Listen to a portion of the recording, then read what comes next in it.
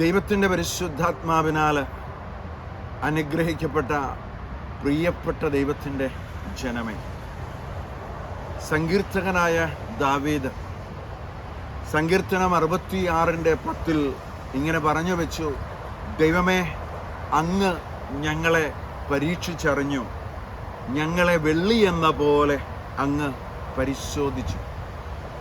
പ്രിയപ്പെട്ട ദൈവത്തിൻ്റെ ജനമേ, പരീക്ഷിക്കുന്ന, വെള്ളി എന്ന പോലെ നമ്മളെ ശുദ്ധീകരിക്കുന്ന ഒരു ദൈവത്തിൻ്റെ സന്നിധിയിലാണ് നമ്മൾ നിൽക്കുക എന്ന് ഓർത്തുകൊള്ളുക. ജീവിതത്തിൽ കടന്നു വന്നിട്ടുള്ള സകല നിർജീവ പ്രവൃത്തികളിൽ നിന്നും ഒരു വിടുതൽ പ്രാപിക്കുവാനും നമ്മുടെ എല്ലാവരുടെയും ജീവിതത്തിൽ സ്വഭാവത്തിൽ മാറ്റമുണ്ടാകണമെന്നും ദൈവത്തിൻ്റെ ആത്മാവ് നമ്മളെ ഓർമ്മിപ്പിക്കുകയാണ്. ഇവിടെ ദൈവത്തിന് ജനമേ, ക്രിസ്തീയ വിശ്വാസത്തിന് എതിരെ നിന്ന്, അല്ലെങ്കിൽ ക്രൈസ്തവ വിശ്വാസത്തിൻ്റെ എതിർത്തു നിന്നിരുന്ന സാവൂൾ എന്ന ചെറുപ്പക്കാരൻ യേശുക്രിസ്തു എന്ന സത്യത്തെ കൂട്ടിമുട്ടി തൻ്റെ ജീവിതത്തിൽ ഉണ്ടായിരുന്ന സകല വിധത്തിലുള്ള അവിശ്വാസത്തിൻ്റെ മേഖലകളെയും മാറ്റിമറിച്ചപ്പോൾ, യേശുക്രിസ്തു എന്ന സത്യത്തെ കൂട്ടിമുട്ടി ജീവിതം ഒന്ന് മാറി മറിഞ്ഞപ്പോൾ, ഫിലിപ്പ്യ ലേഖനം 3-ാം അധ്യായത്തിൽ അതിൻ്റെ 12, 13, 14 വാക്യങ്ങളിലൂടെ നമ്മളോട് പറയുന്ന ഒരു വലിയ ആത്മീയ സത്യമുണ്ട്. കാരണം യേശു എന്ന സത്യത്തെ കൂട്ടിമുട്ടിയാൽ ഒരു വ്യക്തിയുടെ ജീവിതത്തിൽ ഉണ്ടാകുന്ന മാറ്റവും ആ മാറ്റത്തിൻ്റെ പ്രതിഫലവും എന്ത് എന്ന് നമുക്ക് മനസ്സിലാക്കുവാൻ ഈ വചനം സത്യമായും നമ്മളെ സഹായിക്കും. സെന്റ് പോൾ ഇങ്ങനെ പറയുകയാണ്: ഇത് എനിക്ക് കിട്ടിക്കഴിഞ്ഞെന്നോ ഞാൻ പരിപൂർണനായെന്നോ അർത്ഥമില്ല. ഇത് സ്വന്തമാക്കാനായി ഞാൻ തീവ്രമായി പരിശ്രമിക്കുകയാണ്. എന്നാൽ യേശുക്രിസ്തു എന്നെ സ്വന്തമാക്കിയിരിക്കുന്നു. സഹോദരരെ, ഞാൻ തന്നെ ഇനിയും ഇത് സ്വന്തമാക്കിയെന്ന് കരുതുന്നില്ല. എന്നാൽ ഒരു കാര്യം ഞാൻ ചെയ്യുന്നു: എൻ്റെ പിന്നിലുള്ളവയെ വിസ്മരിച്ചിട്ട് മുൻപിലുള്ളവയെ ലക്ഷ്യമാക്കി ഞാൻ മുന്നേറുന്നു. യേശുക്രിസ്തുവിലൂടെ ഉന്നതത്തിലേക്കുള്ള ദൈവത്തിൻ്റെ വിളിയാകുന്ന സമ്മാനത്തിന് വേണ്ടി ഞാൻ ലക്ഷ്യത്തിലേക്ക് പ്രയാണം ചെയ്യുന്നു. ഒരു ലക്ഷ്യത്തിലേക്കുള്ള പ്രയാണം, ദൈവത്തിൻ്റെ വിളിയാകുന്ന ഒരു സമ്മാനം, ഇതിനെ മാത്രം ലക്ഷ്യം വെച്ചുകൊണ്ട് തൻ്റെ ജീവിതത്തിലുണ്ടായിരുന്ന സകല നിർജീവ പ്രവൃത്തികളിൽ നിന്നും മാറി സഞ്ചരിച്ച് ക്രിസ്തുവിലുള്ള വിശ്വാസത്തിൽ അടിയുറച്ച് തൻ്റെ പിന്നിലുള്ളവയെ എല്ലാം വിസ്മരിച്ചിട്ട് യേശുക്രിസ്തുവിനെ കുറിച്ചുള്ള ജ്ഞാനം വിലയേറിയതാകയാൽ ആ ബാക്കിയുള്ളതെല്ലാം ചപ്പെന്നും ചവറെന്നും അല്ലെങ്കിൽ ഉച്ഛിഷ്ടം പോലെ കരുതി അതിനെയെല്ലാം മാറ്റി വെച്ചിട്ട് ഏറ്റവും വലിയ ജ്ഞാനമെന്ന് പറയുക യേശുക്രിസ്തുവാണെന്ന് തിരിച്ചറിഞ്ഞ് തൻ്റെ ജീവിതത്തെ മാറ്റിവെച്ച സെന്റ് പോൾ പറയുന്നു: ആ സമ്മാനം ഞാൻ നേടിക്കഴിഞ്ഞു എന്നെനിക്ക് ഉറപ്പില്ല. ബൈബിൾ ഇങ്ങനെയാണ് പറയുന്നത്: ഇതുവരെ യേശുക്രിസ്തു എന്നെ സ്വന്തമാക്കിയിട്ടുണ്ട്, എന്നാൽ ഞാൻ ഇനിയും അത് സ്വന്തമാക്കി എന്ന് കരുതുന്നില്ല. എന്നാൽ ഒരു കാര്യം ഞാൻ അറിയുന്നു: എൻ്റെ പിന്നിലുള്ളവയെ ഞാൻ വിസ്മരിച്ചിട്ട് മുൻപിലുള്ളവയെ ലക്ഷ്യമാക്കി ഓടുകയാണ്. പ്രിയപ്പെട്ട ദൈവത്തിൻ്റെ ജനമേ, നമുക്കൊരു സമ്മാനം ദൈവത്തിൻ്റെ പരിശുദ്ധാത്മാവ് ഒരുക്കി വെച്ചിട്ടുണ്ട്. അത് നഷ്ടമാകരുത്. അത് ദൈവത്തിൻ്റെ വിളിയാകുന്ന നിത്യജീവൻ എന്ന ഒരു സമ്മാനമാണ്.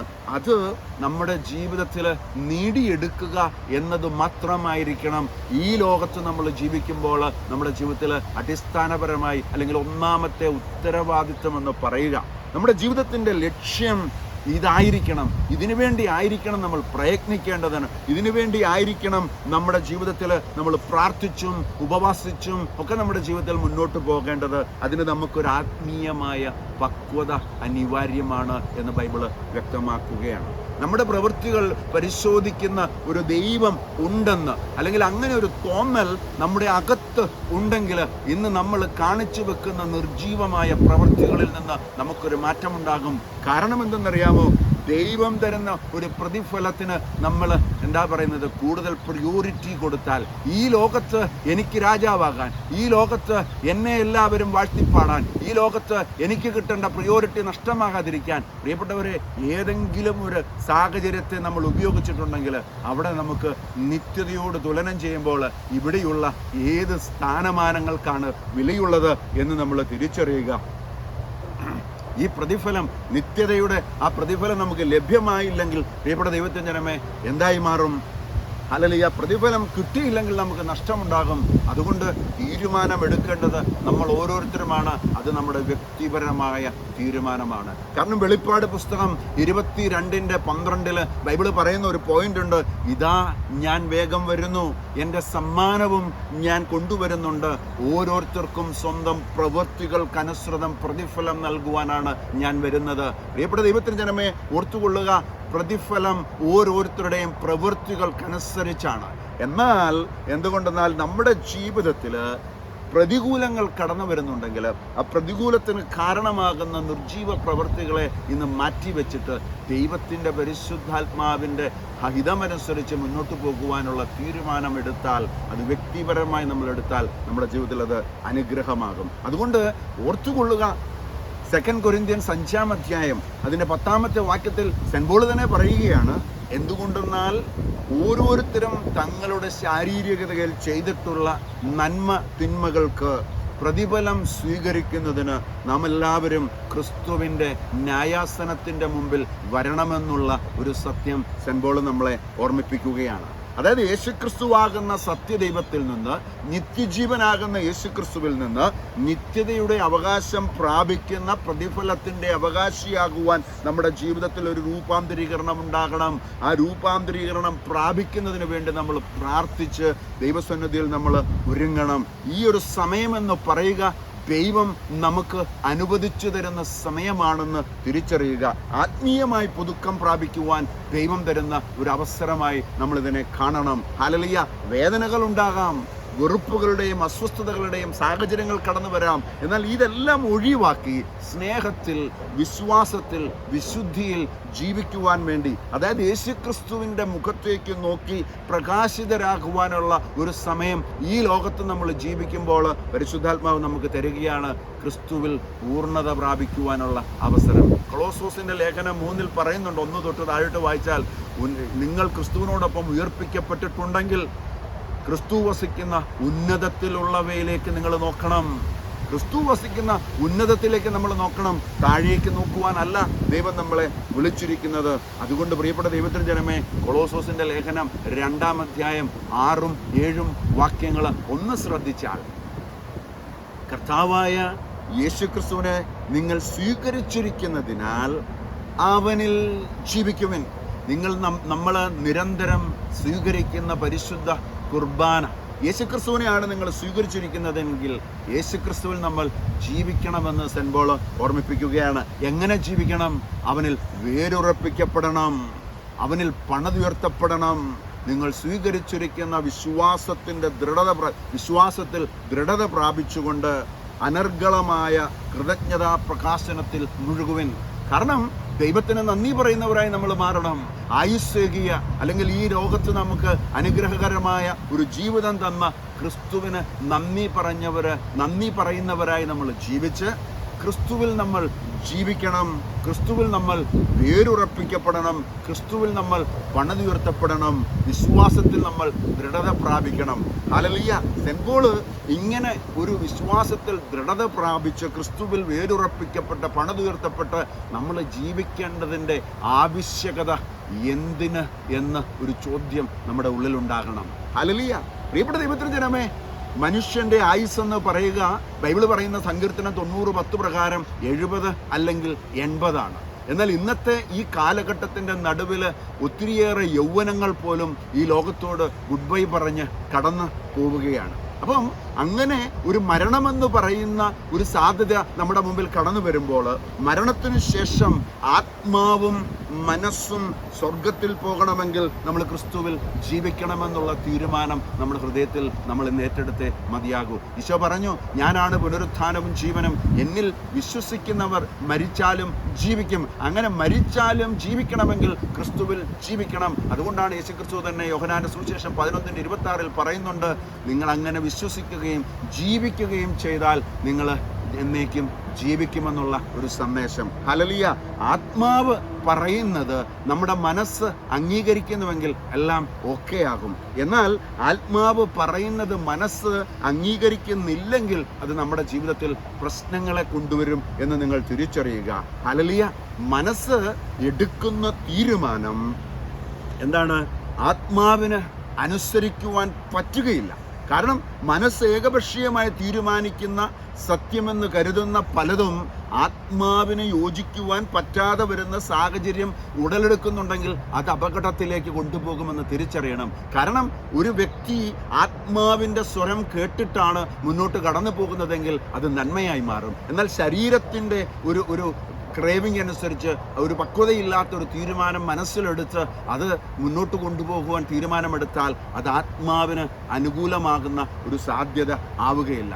അത് വളരെ കൃത്യമായി പറഞ്ഞാൽ, മനസ്സ് ആത്മാവിനോട് ഐക്യപ്പെടുന്നില്ലെങ്കിൽ, മനസ്സ് ആത്മാവിനോട് ചേർന്ന് നിൽക്കുന്നില്ലെങ്കിൽ, യേശുക്രിസ്തുവിലൂടെ, അതായത് കുരിശുമരണത്തിലൂടെ നമുക്ക് ലഭിച്ച അനുഗ്രഹം, അതായത് വിശുദ്ധീകരണം, മഹത്വീകരണം, ഇതെല്ലാം നമ്മൾ തന്നെ തിരസ്കരിക്കുന്ന ഒരു അനുഭവം നമ്മുടെ ജീവിതത്തിൽ ഉണ്ടാകും. എന്ന് വെച്ചാൽ പരിശുദ്ധാത്മാവിനെ നിഷേധിക്കുന്ന തലത്തിൽ നമ്മുടെ ജീവിതത്തിൽ ഒരു തീരുമാനം കടന്നു വരും. ഹല്ലേലൂയ. അതുകൊണ്ട് മനസ്സെടുക്കുന്ന തീരുമാനം മൂലം നമുക്ക് നഷ്ടമാകുന്നത് നിത്യമായ അനുഗ്രഹമാണ്. കാരണം ദൈവമില്ല എന്ന് ഹൃദയത്തിൽ തീരുമാനമെടുക്കുന്ന മൂഢന്മാരായ ജനം ഇന്ന് എത്തിസത്തിൻ്റെ പിന്നാലെ കടന്നു പോകുന്നു, അല്ലെങ്കിൽ ഒരു സെയിം സെക്സ് മാര്യേജിൻ്റെ പിന്നാലെ കടന്നു പോകുന്നു, അല്ലെങ്കിൽ തിന്മയായ പ്രവൃത്തികളിലൂടെ കടന്നുപോയി. അതായത് മനസ്സെടുക്കുന്ന തീരുമാനം, ആ തീരുമാനം ഒരിക്കലും ആത്മാവിന് ഐക്യപ്പെടുവാൻ പറ്റുന്നതായി ആകണമെന്നില്ല.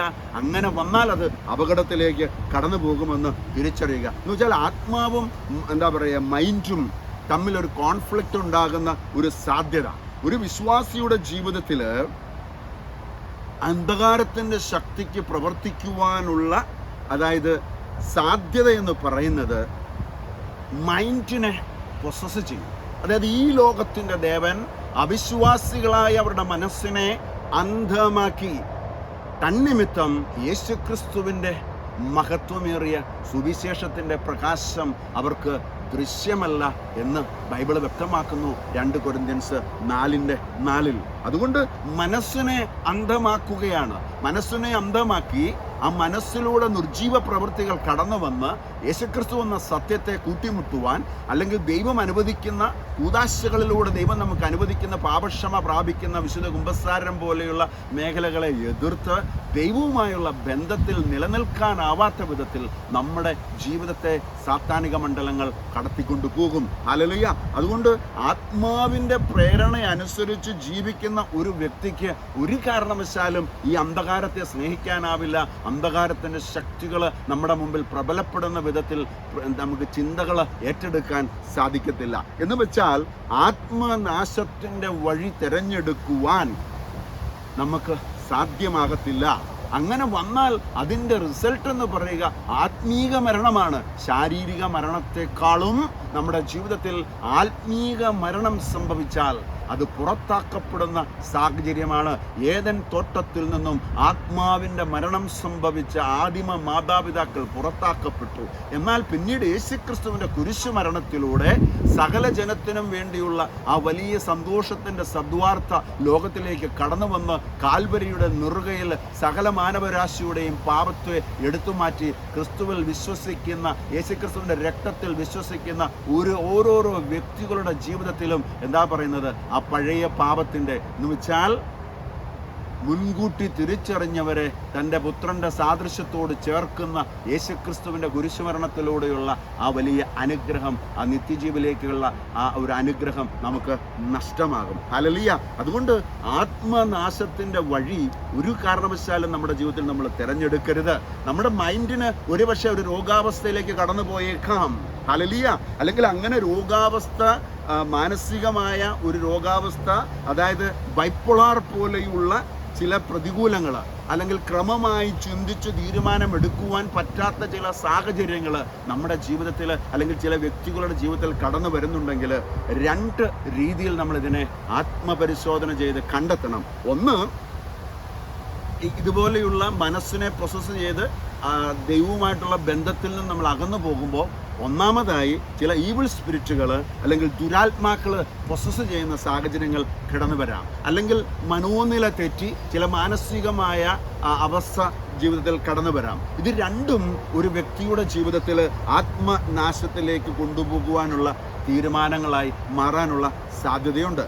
എന്ന് വെച്ചാൽ ചില തീരുമാനങ്ങൾ മൈൻഡ് എടുക്കും, മനസ്സ് ചില തീരുമാനങ്ങൾ എടുക്കും, പക്ഷെ ആത്മാവ് ആ തീരുമാനത്തോട് യോജിക്കത്തില്ല, ആത്മാവ് ആ തീരുമാനത്തെ സപ്പോർട്ട് ചെയ്യത്തില്ല. അങ്ങനെ വരുന്ന സാഹചര്യങ്ങളിൽ ചില വ്യക്തികൾ നമുക്കറിയാം മരണത്തെ തിരഞ്ഞെടുക്കാറുണ്ട്. ആത്മഹത്യ പോലെയുള്ള ചില സംഭവങ്ങൾ ജീവിതത്തിൽ കടന്നു വരുന്നത് ഈ മാനസികമായ രോഗാവസ്ഥയുടെ കാരണം കൊണ്ടാണ്. പക്ഷെ അതിൻ്റെ പിന്നിൽ പ്രവർത്തിക്കുന്നത് ചില ദുരാത്മാക്കളാണ്. അപ്പോൾ മറിച്ച് ചില തീരുമാനങ്ങൾ ആത്മഹത്യാപരമായി നമ്മുടെ ജീവിതത്തിൽ കടന്നു വരുന്നുണ്ടെങ്കിലും അത് മനസ്സിൻ്റെ അസന്തുലിതാവസ്ഥ കൊണ്ടാണ്, അല്ലെങ്കിൽ മാനസികമായ പക്വത കുറവുകൾ കൊണ്ടാണ് എന്ന് നമ്മൾ തിരിച്ചറിയണം. ഒരു വലിയ പങ്ക് പാപത്തിൻ്റെ പ്രവൃത്തികളുടെ അടിസ്ഥാനം, അല്ലെങ്കിൽ നമ്മുടെ ജീവിതത്തിൽ പാപം കടന്നു വരുവാനുള്ള അടിസ്ഥാനപരമായ സാഹചര്യങ്ങളെന്ന് പറയുക ഈ ദുരാത്മാവിൻ്റെ ഇടപെടലുകളാണ്, പൊസഷനുകളാണ്. അതുകൊണ്ട് അത് മദ്യപാനമാകാം, അല്ലെങ്കിൽ അത് വ്യഭിചാരമാകാം, അത് പരദൂഷണമാകാം, അത് വിഗ്രഹാരാധനയാകാം. നമ്മുടെ ജീവിതത്തിൽ പല വിധത്തിൽ കടന്നു വരുന്നത്, ഇതെല്ലാം ഇതിൻ്റെ പിന്നിലുള്ളത് ദുരാത്മാവാണ്. ചില മദ്യപിക്കുന്ന വ്യക്തികളുണ്ട്, അവർക്ക് മദ്യപാനം എന്ന് പറയുന്നത് നിർത്താനാവില്ല. കാരണം അവരെ കൺട്രോൾ ചെയ്യുന്ന, അവരെ പൊസസ് ചെയ്യുന്ന ദുരാത്മാവിന് ഈ മദ്യം ആവശ്യമായതുകൊണ്ട് അവരുടേതായ തീരുമാനങ്ങൾ എടുക്കും. അവരുടെ മനസ്സ് അത് സാരമില്ലെന്ന് പഠിപ്പിക്കുന്ന തലത്തിൽ അവരുടെ മനസ്സിൽ ആ തീരുമാനം കടന്നു വരും. അന്ധകാരത്തിൻ്റെ ശക്തികൾ അവരെ അടിമത്വത്തിലേക്ക് കൊണ്ടുപോകും. അതുകൊണ്ട് സ്വന്തമായി എനിക്ക് ഇതിൽ നിന്നും പുറത്തു വരണമെന്ന് പ്രാർത്ഥിച്ചൊരു തീരുമാനമെടുത്ത് ഈ ദുരാത്മാവിനെ നമ്മുടെ വ്യക്തിപരമായ ജീവിതത്തിൽ നിന്നും പുറത്താക്കുന്നിടത്താണ് നമ്മുടെ ലൈഫിൽ അടിസ്ഥാനപരമായി മാറ്റമുണ്ടാകുക. യേശുക്രിസ്തു എന്ന അടിസ്ഥാനത്തിൽ നിലനിന്നുകൊണ്ട്, ആ നാമത്തിൽ നിന്നുകൊണ്ട് പ്രാർത്ഥിക്കുകയും, അല്ലെങ്കിൽ അതിന് സമാനമായ നിലയിൽ വിശുദ്ധ കുമ്പസാരവും അല്ലെങ്കിൽ പ്രാർത്ഥനകളുമൊക്കെ നമ്മൾ കടന്നു പോകണം. അപ്പം കർത്താവിൻ്റെ ആത്മാവിൽ ജീവിക്കുന്ന ഒരു വ്യക്തിയെ സാത്താനിക മണ്ഡലങ്ങൾ ആക്രമിക്കുവാൻ സാധ്യതയുണ്ട്. ദുരാത്മാക്കളുടെ ആക്രമണങ്ങൾ കടന്നു വരാം.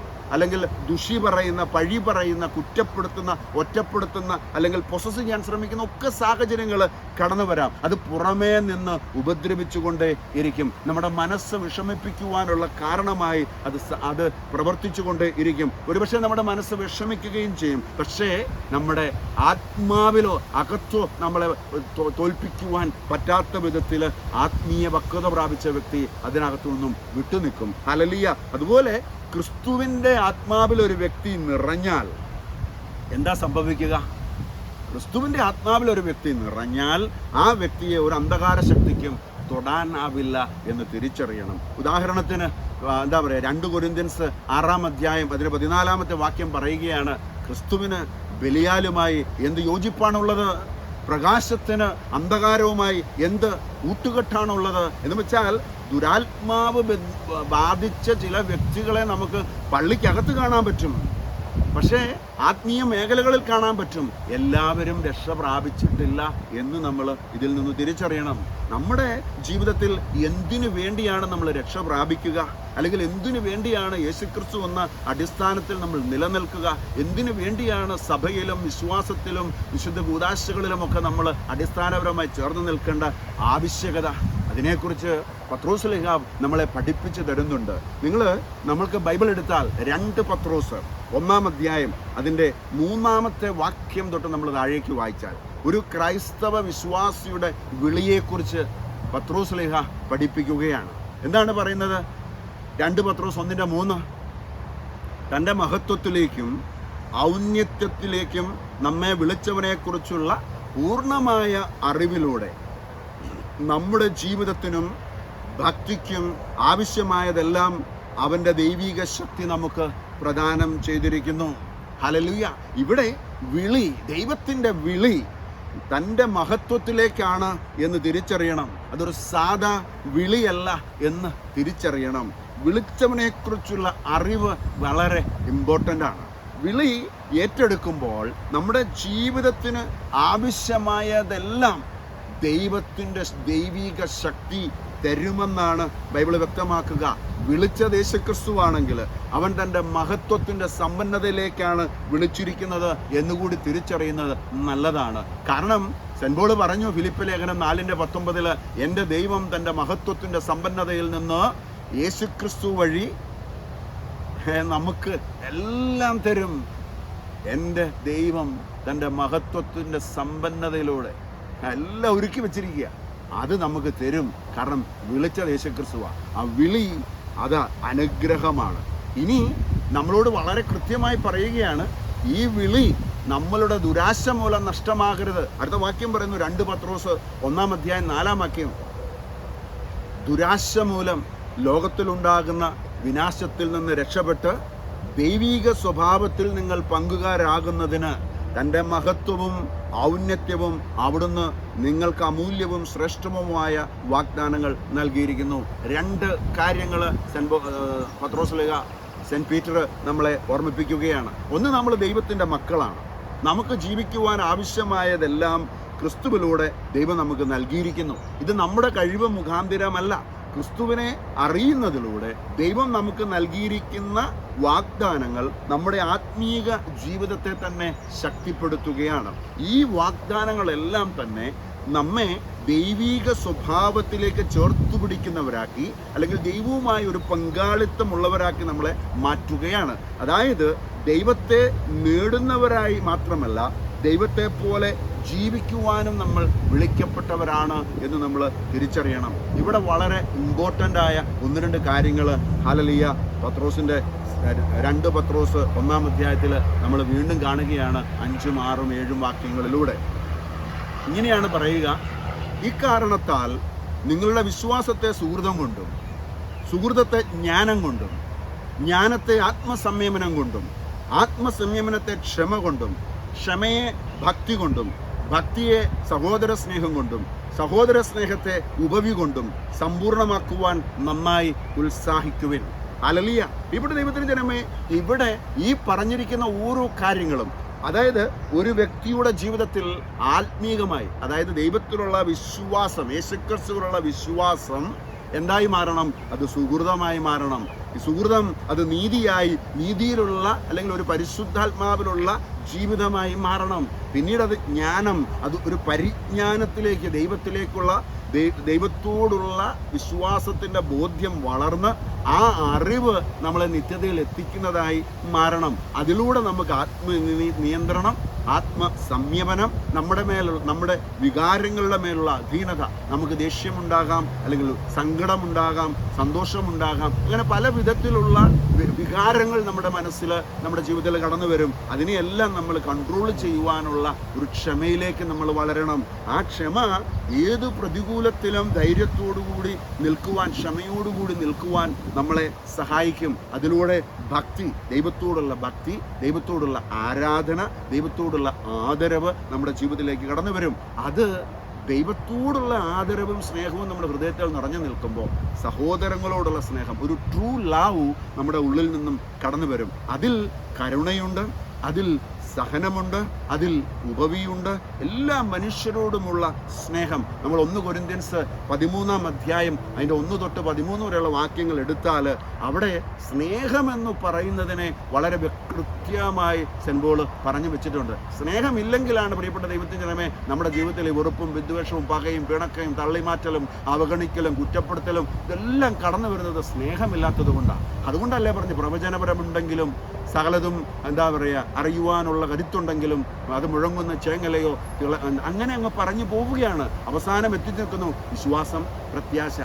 എല്ലാത്തിലും എന്താ ശ്രേഷ്ഠമെന്ന് പറയുക സ്നേഹമാണെന്ന് സെന്റ് പോൾ പഠിപ്പിക്കുന്നു. അപ്പം ഈ സ്നേഹം നമ്മുടെ ജീവിതത്തിലുണ്ടെങ്കിൽ ദൈവത്തോടുള്ള സ്നേഹം നമുക്ക് തിരിച്ചറിയുവാനും അതിലൂടെ മറ്റുള്ള സഹജീവികളോടുള്ള സ്നേഹം തിരിച്ചറിയുവാനും ക്രിസ്തീയ ജീവിതത്തിൽ ഒരു ആത്മീയ വളർച്ച കടന്നു വരികയും ഈ യാത്ര ഓരോ ദിവസവും മുന്നോട്ട് കടന്നു പോകുന്തോറും നമുക്ക് സ്നേഹത്തിൽ വളരുവാനും എന്താ പറയുക അനുഗ്രഹത്തോടു കൂടി മുന്നോട്ട് ജീവിക്കുവാനും സാധിക്കുമെന്ന് തിരിച്ചറിയുക. ഇത് നമ്മുടെ ആത്മീയ ജീവിതത്തിൻ്റെ വളർച്ചയുടെ ഒരു ഘട്ടമാണ്.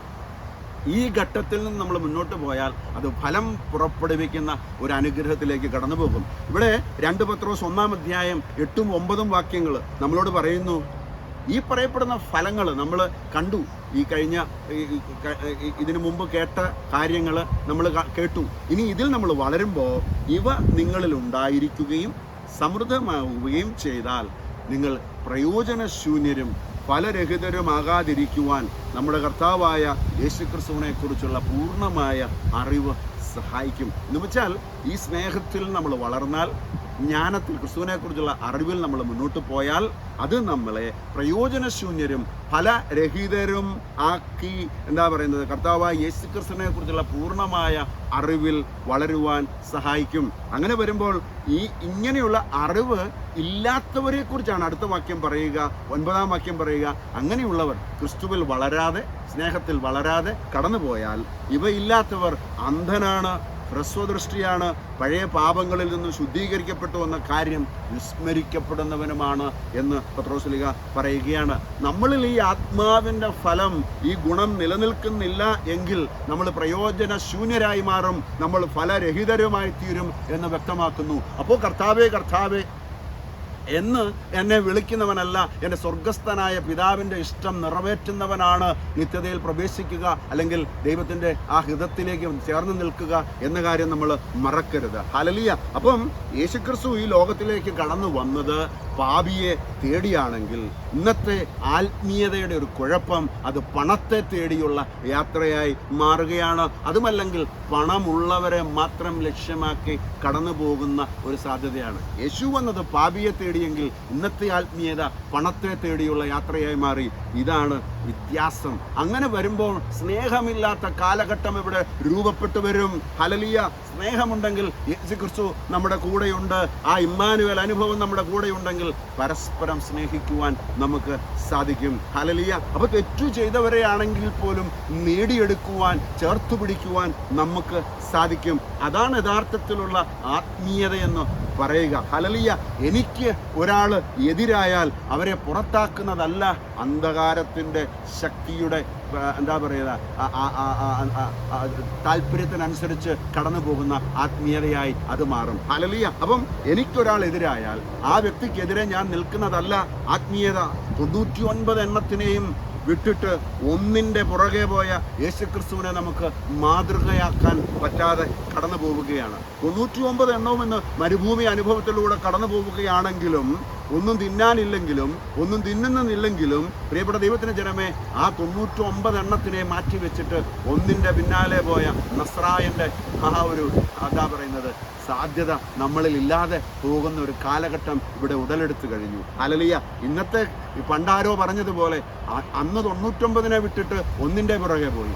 ഇന്ന് 99 പുറത്താണ്, ഒന്ന് മാത്രമേ അകത്തുള്ളൂ എന്ന് പറഞ്ഞത് ഈ സമയം ഓർക്കുകയാണ്. അതുകൊണ്ട് ഇന്ന് നമ്മുടെ കാഴ്ചപ്പാട് മാറണം. സഭയുടെ ആയാലും വ്യക്തിപരമായാലും കാഴ്ചപ്പാട് മാറി സ്നേഹത്തോടു കൂടി എല്ലാവരെയും ചേർത്ത് പിടിക്കണം. അല്ലെങ്കിൽ ആ വ്യക്തി ഒരു അന്ധകാരത്തിലേക്ക് പോകും. അങ്ങനെയല്ല ബൈബിൾ പറയുക. അവൻ അന്ധനാണ് എന്ന് ബൈബിൾ വ്യക്തമാക്കുന്നു. അവൻ ഹ്രസ്വ ദൃഷ്ടിയാണ് എന്ന് ബൈബിൾ വ്യക്തമാക്കുന്നു. ബൈബിൾ പറയുന്നത് ആത്മീയമായ അന്ധതയെക്കുറിച്ചാണ്.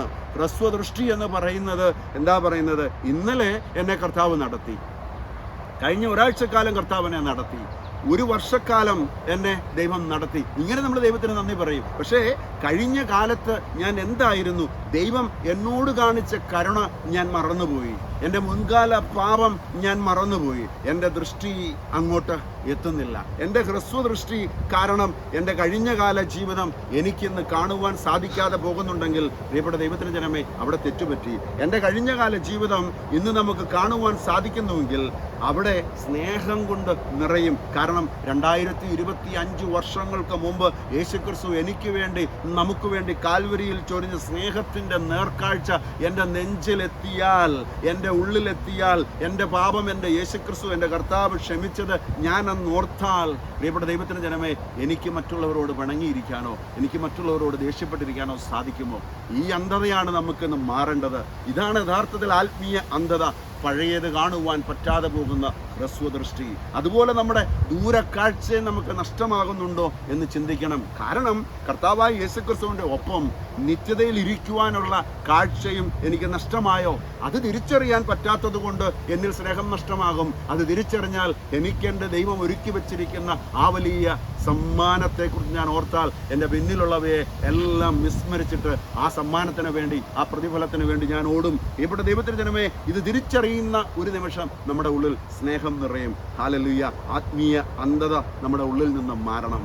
പഴയ പാപം നമ്മിൽ നിന്നും മാറണം. അതിൽ നിന്ന് വിശുദ്ധീകരണം പ്രാപിച്ചത് ഞാൻ വിസ്മരിച്ചിട്ടുണ്ടെങ്കിൽ അത് എൻ്റെ കഴിവ് കൊണ്ട് നേടിയെടുത്തതല്ല, എൻ്റെ യേശുക്രിസ്തുവിൻ്റെ കാൽവരിയാഗത്തിൻ്റെ കുരിശുമരണത്തിൻ്റെ കൃപ കൊണ്ട് മാത്രമാണ് ഞാനത് നേടിയെടുത്തത് എന്ന് വിശ്വസിക്കണം. ഒന്ന്, എൻ്റെ പഴയ പാപം ഞാൻ മറന്നുപോയി, എൻ്റെ ദൈവം എന്നോട് ക്ഷമിച്ചതും കരുണ കാണിച്ചതും ഞാൻ മറന്നുപോയെങ്കിൽ എൻ്റെ ഹ്രസ്വദൃഷ്ടി, എൻ്റെ ദൂരക്കാഴ്ച എനിക്ക് നഷ്ടമായിട്ടുണ്ടെങ്കിൽ, എനിക്ക് എൻ്റെ ദൈവം ഒരുക്കി വെച്ചിരിക്കുന്ന നിത്യതയുടെ അനുഭവത്തിൻ്റെ സന്തോഷം ഞാൻ തിരിച്ചറിയാതെ കടന്നു പോകുന്നുവെങ്കിൽ അവിടെയാണ് പ്രിയപ്പെട്ടവരെ എൻ്റെ ദൂരക്കാഴ്ചയും എനിക്ക് നഷ്ടമാകുക എന്നുള്ള ഒരു തിരിച്ചറിവ് നമുക്കുണ്ടാവുക. ഹല്ലേലൂയ. അതുകൊണ്ട് 2 പത്രോസിൻ്റെ ലേഖനം 1-ാം അധ്യായം 10-ാം വാക്യം, ആകയാൽ സഹോദരരെ, നിങ്ങളുടെ വിളിയും നിങ്ങളുടെ തിരഞ്ഞെടുപ്പും ഉറപ്പിക്കുന്നതിൽ കൂടുതൽ ഉത്സാഹമുള്ളവരായിരിക്കുവിൻ. ഇങ്ങനെ ചെയ്താൽ ഒരിക്കലും നിങ്ങൾ വീണ് പോവുകയില്ല.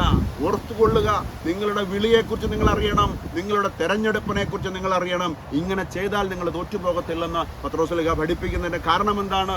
അപ്പം വിളി എന്താണ്, വിളി എന്താണ്, തിരഞ്ഞെടുപ്പ് എന്ന് നമ്മൾ തിരിച്ചറിയണം. ഹല്ലേലൂയ. അവിടെയാണ് നമ്മൾ തുടങ്ങിയത്. 2 പത്രോസ് 1:3 വിളി തൻ്റെ മഹത്വത്തിലേക്ക്, തൻ്റെ മഹത്വത്തിൻ്റെ സമ്പന്നതയിലേക്ക്. ഹല്ലേലൂയ. മോശ പുറപ്പാട് 33:18 ചോദിച്ചു, ഷോ മീ യുവർ ഗ്ലോറി. ദൈവമേ, എനിക്ക് നിന്റെ മഹത്വം കാണണം. വിളി മഹത്വത്തിലേക്കാണ്. പ്രിയപ്പെട്ട ദൈവത്തിൻ്റെ ജനമേ, യേശുക്രിസ്തുവിൻ്റെ രൂപാന്തരീകരണം നടക്കുന്ന സമയം, ഹല്ലേലൂയ, മോശ ചോദിച്ച ചോദ്യത്തിന് ഉത്തരം പുതിയ നിയമത്തിൽ യേശുക്രിസ്തുവിൻ്റെ രൂപാന്തരീകരണം നടക്കുന്ന സമയത്ത് ലഭിക്കുന്നുണ്ടെങ്കിൽ ആ വിളി അത്രത്തോളം ഇമ്പോർട്ടൻ്റ് ആണ്. തൻ്റെ മഹത്വത്തിലേക്കുള്ള വിളി. വിളി തൻ്റെ മഹത്വത്തിലേക്കാണെങ്കിൽ ആ വിളി പൂർത്തിയാക്കുവാൻ വേണ്ടുന്നതെല്ലാം ദൈവത്തിൻ്റെ പരിശുദ്ധാത്മാവിൻ്റെ ശക്തി ദൈവം നമുക്ക് തരും. ഹല്ലേലൂയ. എങ്ങോട്ടാണ് വിളിയെന്നോ നമ്മുടെ യാത്ര എങ്ങോട്ടാണെന്നോ നമ്മുടെ ഉള്ളിൽ ഒരു ബോധ്യമില്ലാത്തത് കൊണ്ട് നമ്മൾ എന്താ പറയുക, ഈ ലോകത്ത് ചുറ്റിത്തിരിയുകയാണ്. ആരോ കൺട്രോൾ ചെയ്യുന്നതനുസരിച്ച് നമ്മൾ കടന്നു പോവുകയാണ്. ഈ ലോകത്ത് എങ്ങനെയെങ്കിലുമൊക്കെ ജീവിച്ച് സ്വന്തം ഇഷ്ടം നിറവേറ്റിയുള്ള ഒരു ജീവിതത്തിന് വേണ്ടിയാണ് നിങ്ങൾ കടന്നു പോകുന്നതെങ്കിൽ അതല്ല ദൈവത്തിൻ്റെ ഹിതമെന്ന് തിരിച്ചറിയണം. ഹല്ലേലൂയ. നമ്മളെ ദൈവം വിളിച്ചിരിക്കുന്നത് ഒരു ഓട്ടക്കളത്തിലേക്കാണെന്ന് ഓർക്കുക. ലക്ഷ്യമില്ലാതെ ഓടിത്തളർന്ന് വഴിയിൽ വീണു പോകുവാൻ ഇടവരരുത്. വിളിയും തൻ്റെ തെരഞ്ഞെടുപ്പുമൊക്കെ ക്രിസ്തുവിൻ്റെ നിത്യമായ മഹത്വത്തിലേക്കാണ്, ക്രിസ്തുവിൻ്റെ സ്വഭാവമുള്ളവരായി മാറ്റുവാൻ ദൈവം നമ്മളെ വിളിച്ചിരിക്കുന്നു എന്ന് തിരിച്ചറിയുക. അതിന് ആവശ്യമാകുന്ന എല്ലാ സാഹചര്യങ്ങളും കർത്താവ് തരും. തെരഞ്ഞെടുപ്പ് ഉണ്ട് എന്ന് നിങ്ങൾക്ക് വിശ്വാസമുണ്ടോ? അല്ലെങ്കിൽ ആ തെരഞ്ഞെടുപ്പ് ഉണ്ടെന്നുള്ള ഉറപ്പ് നിങ്ങളുടെ ഉള്ളിൽ ഉണ്ടോ? ഹല്ലേലൂയ. അതിൻ്റെ ലക്ഷ്യമെന്ന് പറയുക അത് തൻ്റെ മഹത്വത്തിലേക്ക് നമ്മളെ ചേർക്കുവാനാണ്. അതിൽ നമ്മൾ ഉത്സാഹമുള്ളവരായിരിക്കണമെന്ന് ദൈവത്തിൻ്റെ പരിശുദ്ധാത്മാവ് ഓർമ്മിപ്പിക്കുകയാണ്. ഇവിടെയാണ് സഹോദരങ്ങളെ വീണു പോകരുത് എന്ന് ദൈവത്തിൻ്റെ ആത്മാവ് നമ്മളെ ഓർമ്മിപ്പിക്കുന്നത്. ഹല്ലേലൂയ. 2 പത്രോസ് 1:11 നമ്മളെ ഓർമ്മിപ്പിക്കുകയാണ്. നമ്മുടെ കർത്താവും നമ്മുടെ രക്ഷകനുമായ യേശുക്രിസ്തുവിൻ്റെ അനശ്വരമായ രാജ്യത്തിലേക്ക് അനായാസം നിങ്ങൾക്ക് പ്രവേശനം ലഭിക്കുകയും ചെയ്യും. ഈ വാക്യം ശ്രദ്ധിച്ചു കേൾക്കുക. നമ്മുടെ കർത്താവ് നമ്മുടെ രക്ഷകൻ, നമ്മുടെ യേശുക്രിസ്തു തൻ്റെ അനശ്വരമായ രാജ്യത്തിലേക്ക് അനായാസം നമ്മൾക്ക് പ്രവേശനം ലഭിക്കുന്ന ഒരു അവസരം നൽകുകയാണ്. ഈ അവസരം ലഭ്യമാകാതെ നഷ്ടമായി നിത്യമായ നാശത്തിലേക്ക് കടന്നു പോകുവാൻ ഇടവരരുത്. ഹല്ലേലൂയ. അനശ്വരമായ രാജ്യമെന്ന് പറയുക നിത്യജീവന്റെ അനുഭവമാണ്. അത് ദൈവ രാജ്യമാണ്. സ്വർഗം, നിത്യത, അതാണ് നമ്മളെക്കുറിച്ചുള്ള ദൈവത്തിൻ്റെ വിളി. അവിടെ അങ്ങോട്ട് ചേരുവാനാണ് നമ്മുടെ വിളി എന്ന് ഉള്ളത് തിരിച്ചറിയുക. എന്ന് വെച്ചാൽ നമുക്കൊരു തിരഞ്ഞെടുപ്പുണ്ട്. അത് ദൈവത്തിൻ്റെ മഹത്വത്തിലേക്കുള്ള വിളി.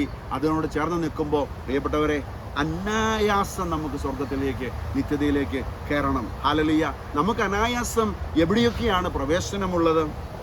ഒരു ഉദാഹരണത്തിന്, നമ്മൾ ഒരു അതിഥിയായി നമ്മളൊരു വീട്ടിൽ ചെന്നാൽ ആ സ്വീകരണ മുറിയിൽ, അല്ലെങ്കിൽ നമുക്ക് ആ വ്യക്തി തരുന്ന ഒരു മുറിയിൽ നമുക്ക് പ്രവേശനമുണ്ട്. എന്നാൽ അവിടെയുള്ള മറ്റു മുറികളിലേക്കോ മറ്റു സാഹചര്യങ്ങളിലേക്കോ നമുക്ക് അനായാസം ഒരു പ്രവേശനം ഇല്ല. ഹല്ലേലൂയ. എന്നാൽ ഒരു കുഞ്ഞിന് സ്വന്തം വീട്ടിൽ ഏത് സ്ഥലത്തും അനായാസം പ്രവേശനം ഉണ്ട്. ഹല്ലേലൂയ. സ്വർഗത്തിലേക്ക് അനായാസം പ്രവേശനമാണ്. ജീവിതത്തിൽ മാറ്റമുണ്ടാകണം. ഹല്ലേലൂയ. ജീവിതത്തിൽ മാറ്റമുണ്ടാകണം. അതുകൊണ്ട് ഒരു കുഞ്ഞിന് സ്വന്തം വീട്ടിൽ ഏത് മതിൽ ചാടിയോ ജനൽ വഴിയോ ഒക്കെ അവന് പ്രവേശിക്കാനുള്ള സാധ്യതയുണ്ട്, അനുവാദമുണ്ട്. അത് അവൻ്റെ സ്വന്തം വീടാണ്. സ്വർഗത്തിലേക്ക് അതുപോലെ മതിൽ ചാടിയല്ല നമുക്ക് പോകേണ്ടത്. ഇവിടെ ദൈവത്തിൻ്റെ ജനമേ, അനായാസം സ്വർഗത്തിലേക്ക് കയറുവാനുള്ള വഴി തുറന്ന് നമുക്ക് ലഭ്യമാകണം. ആ ധാരാളമായി അനായാസം സ്വർഗത്തിലേക്ക് കയറുവാൻ നമുക്ക് സാധിക്കുന്നുവെങ്കിൽ അതാണ് ഒരു വ്യക്തിയുടെ ജീവിതത്തിൽ ഏറ്റവും വലിയ അനുഗ്രഹം എന്നുള്ളത്. നമ്മളെക്കുറിച്ചുള്ള വിളി ഈ ആകാശത്തു നിന്നല്ല, ഈ കാറ്റിൽ നിന്നല്ല. പ്രിയപ്പെട്ടവരെ, നമ്മളെക്കുറിച്ചുള്ള വിളി അന്തരീക്ഷത്തിൽ നിന്നല്ല. നമ്മളെക്കുറിച്ചുള്ള വിളി ദൈവം നമുക്ക് കാൽവരിയിൽ തന്ന വിശുദ്ധീകരണത്തിൻ്റെ പാതയിൽ നിന്നാണ് വരുന്നത് എന്ന് തിരിച്ചറിയുക. ഹല്ലേലൂയ. അതുകൊണ്ട് മരണത്തെക്കുറിച്ച് ഭയം വേണ്ട, വേദന വേണ്ട. ആ മരണം നമ്മിൽ നിന്നും ആർക്കും എടുത്തു മാറ്റാനാവില്ല. പക്ഷേ ഒരു വലിയ സന്തോഷം, ഒരു വലിയ അവകാശം നമുക്ക് സ്വർഗത്തിൽ ഉണ്ട് എന്ന് തിരിച്ചറിയുക. എന്ന് വെച്ചാൽ ദൂതന്മാർക്ക് പോലും പാടാനാവാത്ത വിധം സ്തുതിഗീതം നമ്മുടെ ഓരോരുത്തരുടെയും അധരത്തിൽ നിക്ഷേപിച്ചിരിക്കുന്ന ഒരു ദൈവം നമ്മളെ നിത്യതയുടെ തീരത്തേക്ക് അനായാസം വിളിച്ച് ചേർക്കുവാനുള്ള ഒരു അഭിഷേകം ഇന്ന് നമുക്കുണ്ടാകണം. പ്രിയപ്പെട്ടവരെ, പത്രോസ്ലേഖ ഈ കാര്യങ്ങൾ നമ്മെ ഓർമ്മിപ്പിക്കുന്നത് തൻ്റെ അവസാന സമയത്താണ്. എന്ന് വെച്ചാൽ 2 പത്രോസ് 1-ാം അധ്യായം 12, 13, 14, 15 വാക്യങ്ങൾ നമ്മൾ കടന്നു പോകുമ്പോൾ പത്രോസ്ലേഖയുടെ ദൈവം പറഞ്ഞു, പോരാൻ സമയമായി. എന്ന് വെച്ചാൽ നിത്യതയിലേക്ക് പ്രവേശിക്കുവാനുള്ള സമയമായി. അനായാസം സ്വർഗത്തിലേക്ക് പ്രവേശിക്കുവാനുള്ള ഒരു സമയം പത്രോസ്ലേഖ ലഭ്യമായപ്പോൾ ഒരു വിശുദ്ധ ജീവിതത്തിൻ്റെ ബാക്കിപത്രം ഈ ലോകത്ത് ജീവിച്ച്, അല്ലെങ്കിൽ തൻ്റെ ശരീരം ഈ ലോകത്ത് വിട്ടുപോകാനുള്ള സമയമായി. എന്ന് വെച്ചാൽ സ്വന്തം വീട്ടിലേക്ക് ഓടിക്കയറുവാൻ, അനായാസം പോകുവാനുള്ള ഒരു കൊതിയോടുകൂടിയിരിക്കുന്ന സമയം ഈ പത്രോസ്ലീഹ നമുക്ക് ഈ കാര്യങ്ങളെല്ലാം എഴുതി വെച്ചു.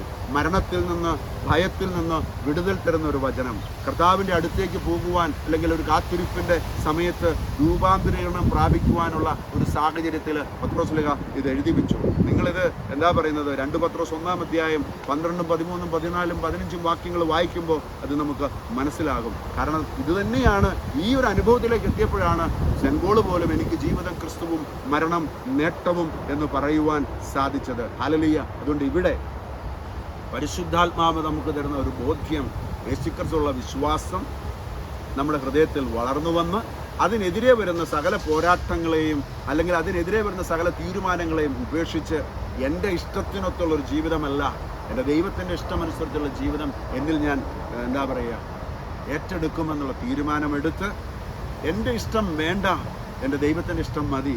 ഈ ലോകത്തെ സ്നേഹിച്ച്, ഈ ലോകത്തിൽ മദ്യപിച്ചും, അല്ലെങ്കിൽ ഈ ലോകത്തിൻ്റെ മറ്റു പല പാപ സാഹചര്യങ്ങളെ, വചനത്തെ ധിക്കരിക്കുന്ന, യേശുക്രിസ്തുവിനെ ധിക്കരിക്കുന്ന, പ്രമാണ ലംഘനങ്ങളെ കടന്നു വരുന്ന വെറുപ്പും വിദ്വേഷവും, അങ്ങനെ നമ്മുടെ ജീവിതത്തിൽ കടന്നു വരുന്ന എല്ലാ സാധ്യതകളെയും ഉപേക്ഷിച്ച്, 1-ാം പ്രമാണ ലംഘനങ്ങളെ ഉപേക്ഷിച്ച്, വ്യഭിചാരവും അല്ലെങ്കിൽ അബോർഷനും, അങ്ങനെ ഏതെല്ലാം പാപങ്ങൾ നമ്മുടെ ശരീരത്തിൽ കടന്നു വരുന്നു, നമ്മുടെ ശരീരമാകുന്ന ആലയത്തെ നശിപ്പിക്കുന്ന, അല്ലെങ്കിൽ ദൈവത്തിൻ്റെ ആലയമാകുന്ന ഈ ശരീരത്തെ നശിപ്പിക്കുന്ന സകല പാപങ്ങളെയും ഉപേക്ഷിച്ച് നമ്മുടെ ഗ്ലോറി നഷ്ടമാകുന്ന എല്ലാ മേഖലകളെയും എടുത്തു മാറ്റി നമ്മുടെ ജീവിതത്തെ അനുഗ്രഹമാക്കണം. ബൈബിൾ പറയുന്നുണ്ടല്ലോ, ഹെബ്രായ ലേഖനം 10:29 ദൈവപുത്രനെ പുച്ഛിച്ചു തള്ളുകയും തന്നെ ശുദ്ധീകരിച്ച പുതിയ ഉടമ്പടിയുടെ രക്തത്തെ അശുദ്ധമാക്കുകയും കൃപയുടെ ആത്മാവിനെ അപമാനിക്കുകയും ചെയ്തവന് ലഭിക്കുന്ന ശിക്ഷ എത്ര കഠോരമായിരിക്കുമെന്നാണ് നിങ്ങൾ വിചാരിക്കുന്നത്? പ്രിയപ്പെട്ടവരെ, നമുക്ക് ദൈവം ഒരുക്കി വച്ചിരിക്കുന്ന വലിയ അനുഗ്രഹത്തിലേക്ക് വളരുവാൻ, ദൈവം നമുക്ക് ആത്മീകമായി വളരുവാൻ, ജീവിക്കുവാൻ വേണ്ടതെല്ലാം തരുന്നത് പത്രോസിൻ്റെ അന്ത്യസമയത്ത് എഴുതി വെച്ചത് മുഴുവൻ നമ്മൾ ഹൃദയത്തിലേക്ക് ഏറ്റെടുത്ത് നമ്മുടെ ഈ വിശ്വാസം ഒരു യാത്രയാണെന്ന് മനസ്സിലാക്കി ഓരോ പടികൾ കയറുന്നത് പോലെ ഉന്നതമായ ഒരു സ്നേഹത്തിൻ്റെ ഉയർച്ച നമ്മുടെ ജീവിതത്തിലേക്ക് കടന്നു വന്ന സത്യത്തിൽ വിശ്വാസത്തിൽ ഉറച്ചു നിന്നു. എൻ്റെ ഇഷ്ടമല്ല, എൻ്റെ ദൈവത്തിൻ്റെ തീരുമാനം എൻ്റെ ജീവിതത്തിൽ നടപ്പായി അനായാസം ദൈവത്തിൻ്റെ രാജ്യത്തിലേക്ക് പ്രവേശിക്കുവാൻ, യേശുക്രിസ്തുവുള്ള വിശ്വാസത്തിൽ വളരുവാൻ, സ്നേഹമെന്നിൽ നിലനിൽക്കുവാൻ, നിത്യജീവൻ്റെ അവകാശമെന്നിൽ നിലനിൽക്കുവാൻ, പ്രിയപ്പെട്ട ദൈവത്തിൻ്റെ ജനമേ, അനേകരെ ക്രിസ്തുവിലേക്ക് ചേർത്ത് പിടിക്കുന്ന ഒരു വലിയ പരിശുദ്ധാത്മാവിൻ്റെ അഭിഷേകം നമ്മിൽ നിറയുവാൻ നമുക്ക് ഒരുമിച്ച് പ്രാർത്ഥിക്കാം. ജീവിതം വളരെ നൈമിഷികം, ആത്മാവ് നഷ്ടമാകുന്ന ഒരു പ്രവൃത്തിയും നമ്മുടെ ജീവിതത്തിൽ കടന്നു വരരുത്. ഉന്നതമായൊരു വിളി നമുക്കുണ്ട്. ആ വിളിയിലേക്ക്, ആ പ്രതിഫലത്തിലേക്ക് നമുക്ക് കർത്താവിൻ്റെ വലിയ കൃപയാൽ കടന്നു പോകണം. ഇന്നത്തെ ഈ ഒരു സന്ദേശം നിങ്ങളുടെ ജീവിതത്തിൽ ഒരു മാറ്റം ഉണ്ടാക്കട്ടെ. നിത്യതയെക്കുറിച്ച്, ക്രിസ്തുവിനെക്കുറിച്ചുള്ള അറിവിൽ വളരുവാൻ, ആ നമുക്കുള്ള വിളി, അത് തിരഞ്ഞെടുപ്പ് തിരിച്ചറിഞ്ഞ് അനായാസം നിത്യതയുടെ തീരത്ത് ഓടിക്കയറുവാനുള്ള ഒരു അഭിഷേകം ഈ ലോകത്ത് വെച്ച് തന്നെ നമ്മുടെ ജീവിതത്തിൽ കടന്നു വരുവാൻ പരിശുദ്ധാത്മാവ് നമ്മളെ ഓരോരുത്തരെയും സഹായിക്കട്ടെ എന്ന് പ്രാർത്ഥിക്കാം. പരിശുദ്ധ സഭയിൽ ഉറച്ചു നിന്ന് യേശു എൻ്റെ ദൈവമാണെന്നും യേശുവല്ലാതെ മറ്റൊരു ദൈവം എനിക്കില്ല എന്നും എൻ്റെ ജീവിതത്തിൽ ദൈവത്തിൻ്റെ വചനത്തിൽ മുറുകെ പിടിച്ച് ഞാൻ ജീവിക്കുമെന്നും മരണം വരെ കർത്താവിന് വേണ്ടി എൻ്റെ അവസാന ശ്വാസം വരെ എൻ്റെ യേശുക്രിസ്തുവിനായി ജീവിച്ച് നിത്യതയുടെ അവകാശം ഞാൻ പ്രാപിക്കും എന്ന് വിശ്വസിച്ച് ഏറ്റുപറഞ്ഞ് ജീവനുള്ള ദൈവത്തിൻ്റെ വചനത്തെ നെഞ്ചോട് ചേർത്ത് പിടിച്ച് പരിശുദ്ധാത്മാവിൽ നിറഞ്ഞ ഒരു ജീവിതം നമുക്കുണ്ടാകുവാൻ പരിശുദ്ധാത്മാവ് നമ്മളെ സഹായിക്കട്ടെ എന്ന് പ്രാർത്ഥിക്കുന്നു. പിതാവിൻ്റെയും പുത്രൻ്റെയും പരിശുദ്ധാത്മാവിൻ്റെയും നാമത്തിൽ തന്നെ ആമേൻ.